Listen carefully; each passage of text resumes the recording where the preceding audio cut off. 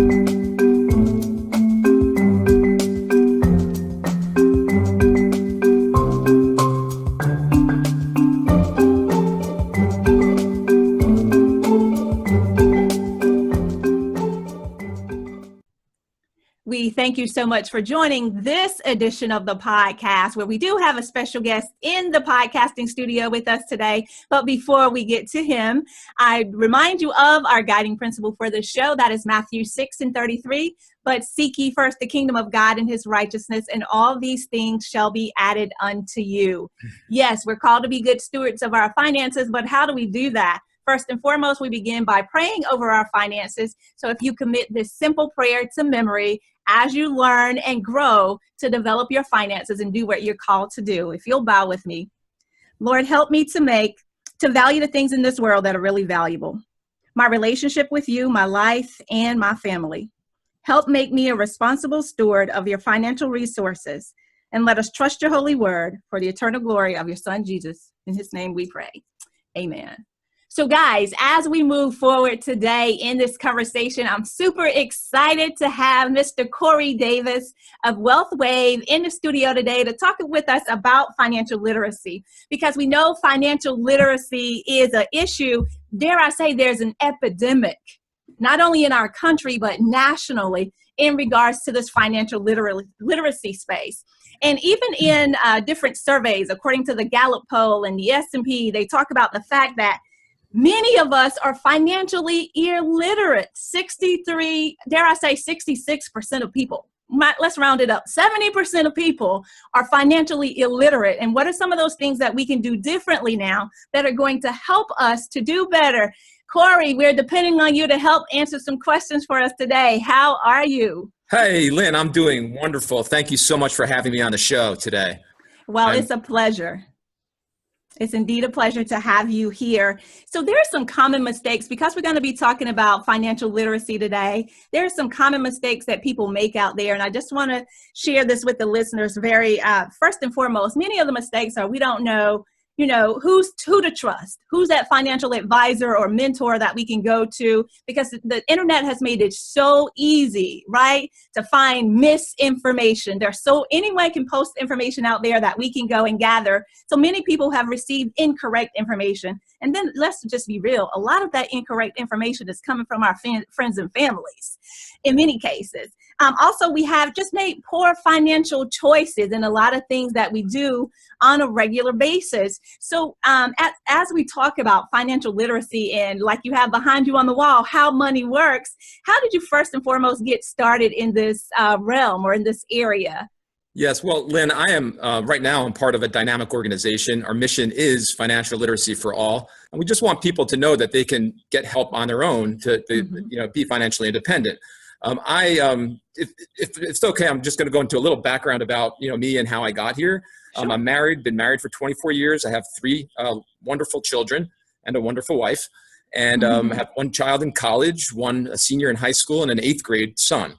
Wow. I've been a youth athletic coach for over 16 years now. And part of how I got to where I am is based on my love for coaching and educating. Mm-hmm. I've taught young athletes how to play the game, and not only how to play the game, but just all the things that go along with when you're an athlete. You have to be good on the field and off the field. Absolutely. And so I feel like my approach to coaching and teaching the fundamentals and reinforcing teamwork and good sportsmanship, those types of things transcend into the business world.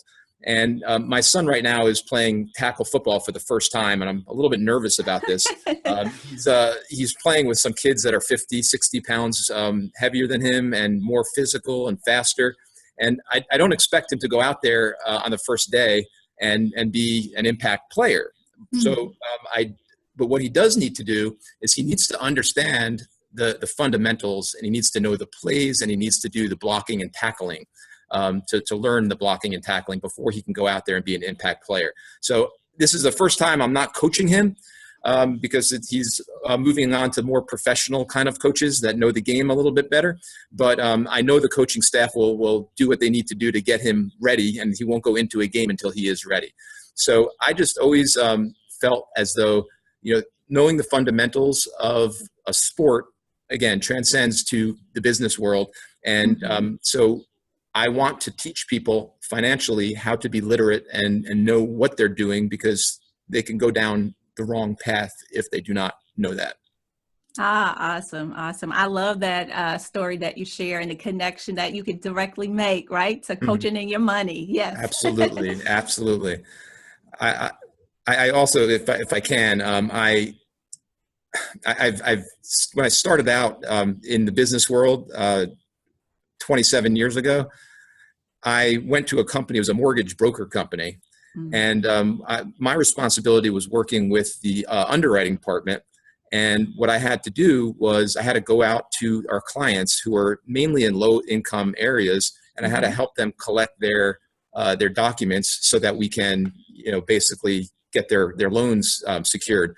The one thing that I found that happened was that we were these people. I really felt like it was so eye-opening to me, because these people they're low-income people who really needed the money to live, because they were living paycheck to paycheck. And the only thing that they did back then was they went to get a loan instead of like taking their money and putting it in the correct investments and all of that. So they just felt like getting a second mortgage loan or a home equity loan was the way to go.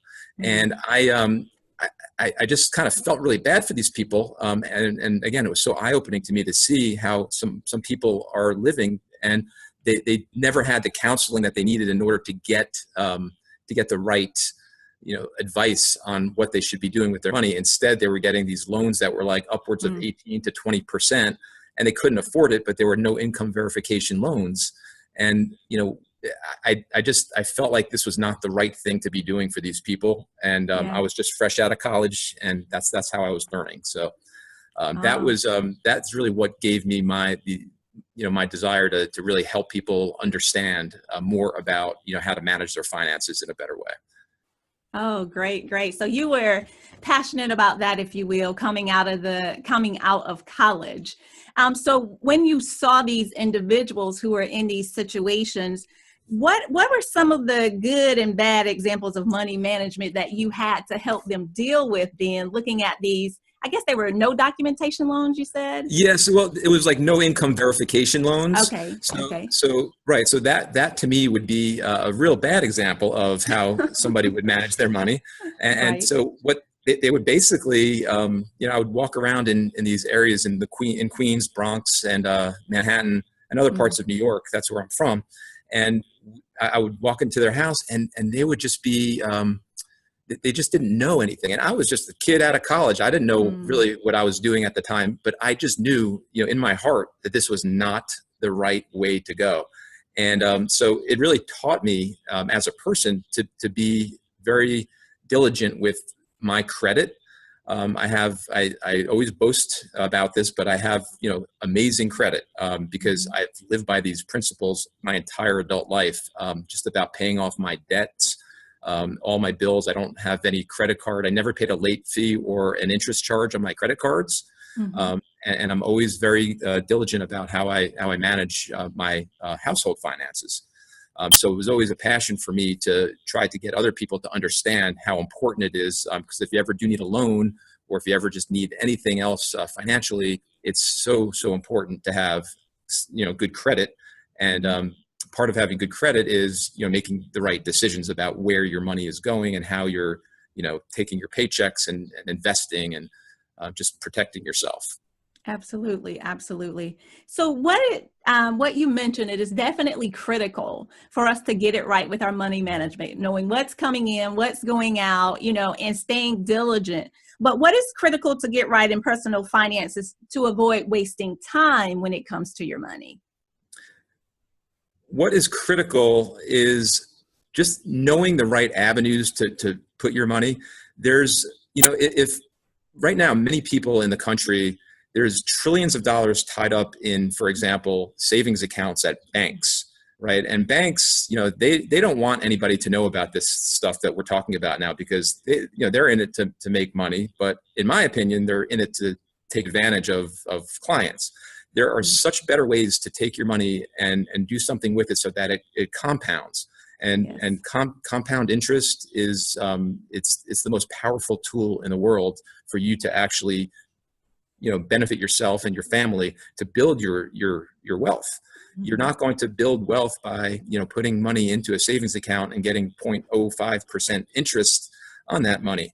So it's important to find those vehicles that you can use to get a higher interest rate and compound the interest over time. And there's also tax deferred ways that you can actually save that money. So it's just important to just be educated on these things and to understand that. We talk a lot about something called the rule of 72. Yes. And I'm sure you're familiar with it, but it basically just gives a good picture about, basically if you're doing 1%, it's going to take 72 years for your money to double.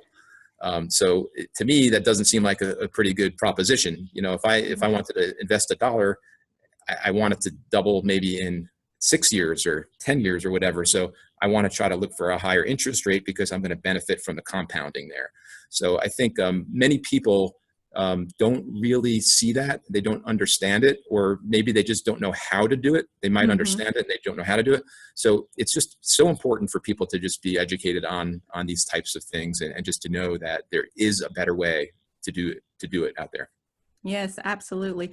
And I'm glad you brought up the rule of 72, because that's a very interesting fact. But rule of 72 can also work in the bank's favor. That's why they give you those credit cards at 24% interest. See, they double their money in 3 years, whereas you only get 1% from the bank. So we have to be smart about those things when it comes to, allowing compound interest to work in your favor. So what are some, thinking about this from being a business owner, can we transition just a little bit? How can a small business owner do a good job doing it themselves, right? Looking at your money, managing your money. What are some of the aspects of looking at that as a business owner that will allow you to be able to level up, dare we say, in our finances? Yes, absolutely. And a lot of the same concepts as we were just talking about with regards to business owners. We have we have a 6 steps to financial independence that it's also a factor for business owners. It just talks about things like cash flow, just making sure that you're managing your expenses. You have revenue coming in, you have expenses going out. You want to make sure, obviously, that your revenues are really exceeding your expenses, and you want to just be able to manage that in a good way. You don't want to just start getting revenue and then not knowing what you're doing with it, or keeping the books the right way. You have to just understand that that, and then it's the same thing that you do with your personal finances. Managing debt also, which we just touched upon from a personal level, but from a business perspective, you have to be able to manage your debt. If you're if you have you're investing too much money in the business but you don't have enough coming in, obviously you're going to be in bad shape. So there's just a lot of different things. You want to be able to protect your business. You want to be able to, in case something happens to you, you want to be able to make sure that your business is going to be able to still be able to be running soundly. So things like that are just very important for a business owner to keep an eye on. Absolutely. Absolutely. So when we look at all the different aspects of money, one of the things you mentioned at the very beginning that I definitely want to revisit, because we looked at personal finances, we talked about businesses a little, but you also mentioned tax implications. Now, understanding, guys, that this is for general information purposes, and you need to definitely seek professional advice. But what we're sharing here is for your education or edification, if you will, helping to build you up. So let's talk about the tax implication, because that's one of the things that we often know that, dare I say, the rich do better than the poor. They understand the idea, and they buy into this idea that we need to pay fewer taxes, right? As few taxes as possible, as opposed to on the other side of the coin, when we think about the poor, most often they don't even look at their taxes, except for that once a year when we have to submit taxes to the IRS. So what are some of those other maybe not tax deferred options, but some other things that people can do with their money that will help them to benefit on the side with their taxes? Well, yeah, and that's really a great question, because you're totally right. We would rather have the money come in for ourselves so we can do something with it than it going to the government. Mm-hmm. And so things that people should really look out for, and I encourage always. I've managed a number of sales teams before I came over into this world, mm-hmm. and one thing I've always encouraged them to do is to put their money into the 401k that the company had, and many times companies that people work with, they have a 401k that actually has a company matching, mm-hmm. and usually it's 3%. So you can put in, I'm not even sure what the actual threshold is right now, the maximum amount that you can put in for each level, but mm-hmm. you can get up to 3% match. So what happens is that is a tax deferred money that goes directly into your 401k account. And when the company matches it, that's actually your money also. Mm-hmm. And you just keep it in there and let it grow, watch it grow, because it does. And you can choose the investments that you would like to actually, put that money in. And, it's all money that is yours when you're, mm-hmm. when you retire. So that's really an important thing, is to really save for retirement, and to make sure that you have enough money for when you are not working anymore, so you can cover all of your expenses that you have. You don't want to rely on Social Security, whether or not it's going to be here in 10, 15 years, we don't know. But I always felt like it was always better to get be on your own with that, to have the initiative to save money, so that you don't have to rely on the Social Security. You can just rely on your own funds that you have created for yourself. Absolutely. Absolutely. And we've all heard it. If you haven't heard it, let this be a wake-up call. Social Security may not be around when you get ready to retire. So you have to protect yourself. It's nothing to depend on at this point.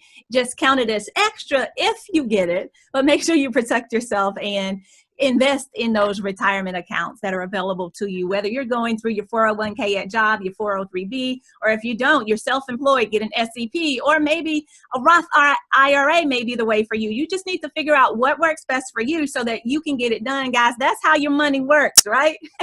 That's how your money works. So you got to figure those things out. So are there any tools or books that have helped you on your journey as you work through this process that you would like to recommend to the listeners? Well, yeah, I've definitely read some really good books, and a few of them early on in my career influenced me greatly. Zig Ziglar and Stephen Covey are two that they're a little bit about finance. It's more about like interaction, communication, sales, relations. And those books truly, stand the test of time, because again, you can relate them to any industry that you're in.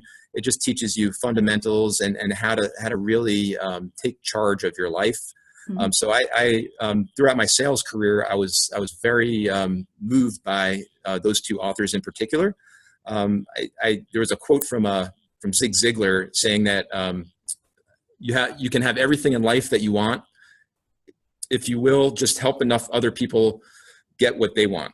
Yes. Which to me is it's exactly what we're trying to do here is we're trying to help people, and that's how, you know, personally I will feel emboldened, and I will feel better about myself by helping other people.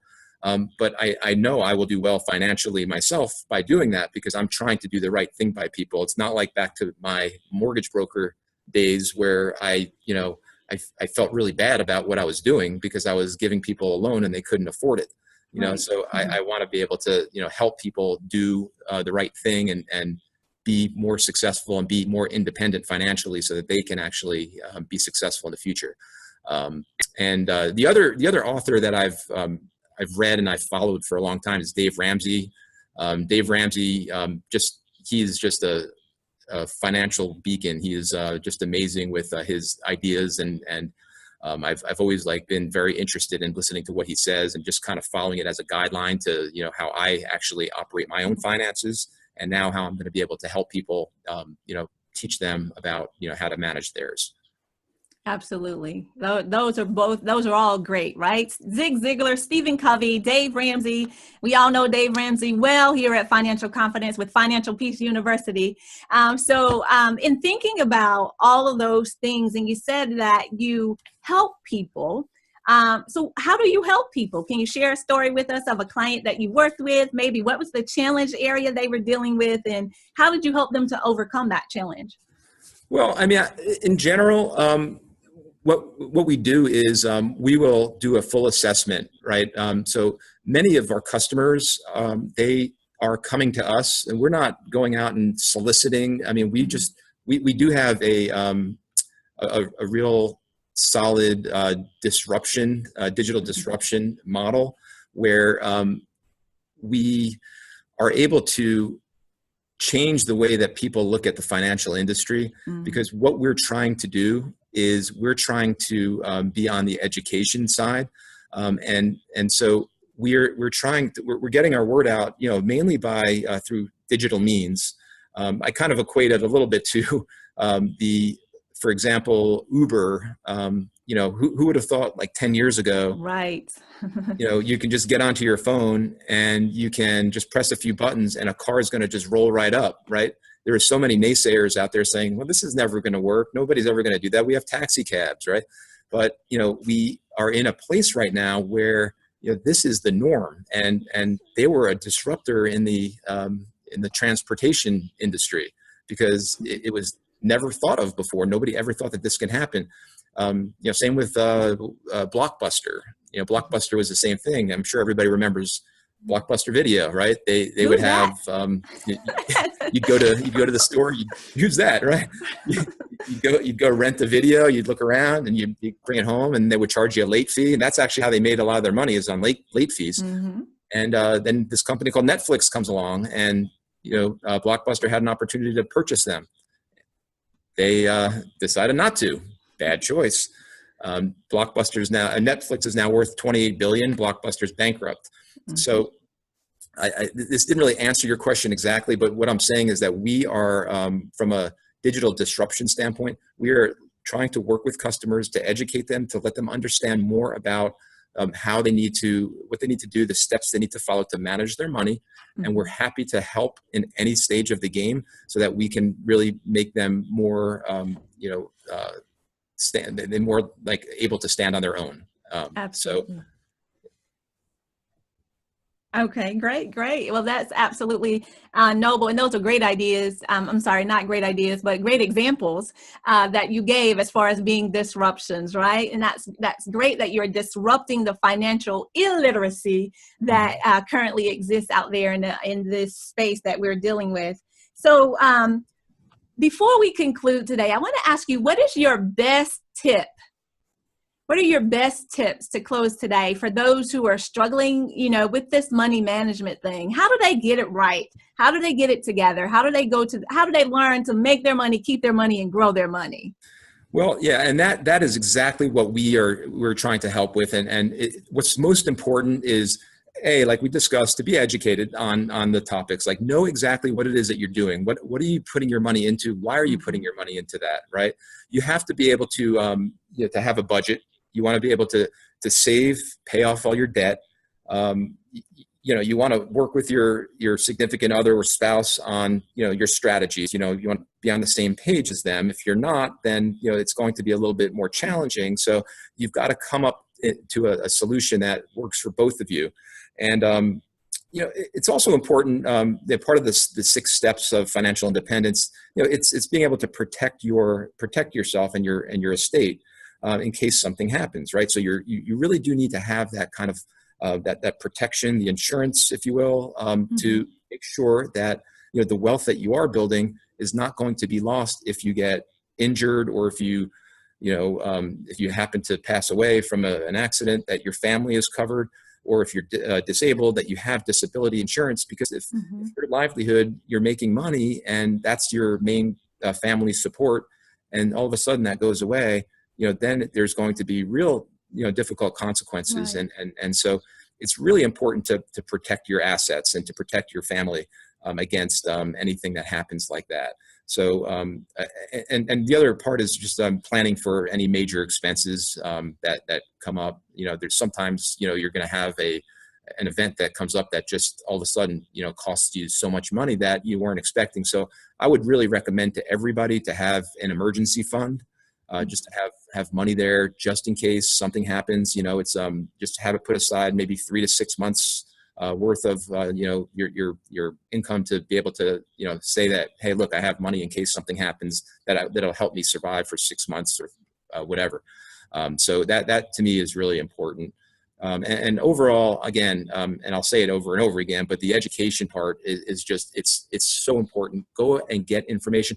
And I'll tell you, there's so many companies, whether you wanted to use us or anybody else, there's so much good information. I know, Lynn, you had said earlier that a lot of people get their information from, family, friends. They might, hear something on the news. It might be an advertisement or something.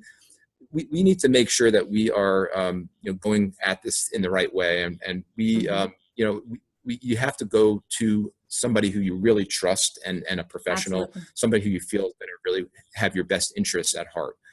So those are the things that I feel like would be, the best way to go about getting the information that you need, and to, just taking the right steps in order to being successful financially. So will you recap those 6 steps for us once again? I know you said there are 6 steps, so I need to make sure that everyone gets this down. And guys, you're listening, make sure you get these 6 steps down. If you're driving, don't write right now, but just hold up for a second. We'll get it for you on the website. Oh yeah, sure. And I'm happy to send any information to you, and you can share with all of your listeners and viewers. But the steps are cash flow, and debt management, and having the emergency fund like we just discussed, having the proper protection, so just to protect against loss of income and like the disability that we discussed. You want to build wealth, so you want to kind of be staying ahead of inflation, but also reducing the tax burden, and things like your 401k or IRAs, things like that really can be a good vessel for saving. So, and preserving your wealth, just being able to keep your finances and build and grow it, but just preserve it to make sure that you are you're not going to lose your wealth, and you can pass it along to your family, and you want your children and any other family members to benefit from your hard work and your intelligent financial moves that you're making. So those are the 6 steps, and they are it's just so important to just really follow those steps to be able to get to where you want to be. Awesome. Well, Cory, it has been great having you to stop by and join us for the information that you shared today. I'm sure that our listeners would love to be able to contact you. So how could they contact you to discuss these things further? You can contact me, email Cory, CORY.Davis@wealthwave.com. And I would be happy to set up a meeting with anybody and just talk about how we can make money work for you. And you can also look at the website if you want. My website is www.wealthwave.com/Cory Davis. CORYDAVIS. All right, guys, you heard it here first. You can either email him or you can go to his website. Cory Davis, we thank you so much for joining us here at WYTV7 Christian Broadcasters Network. Well, guys, this concludes this episode of Financial Confidence. We want to implore you to go over, check out his website. If there are any questions that you have, make sure that you touch bases with him. Also, continue to watch us here, listen to us here. We are everywhere, so you have no excuses but to check in with Financial Confidence and get that financial literacy scale built up for you and your family. It's not just about generational wealth, it's about transcendent wealth. Now that you know, you are charged with teaching someone else. So go out there, take this information, act upon it, and then share it so that you can continue to build your communities as well. Guys, I'm Lynn, Demmons, America's #1 financial rebound coach, and I thank you so much for joining us here for Financial Confidence.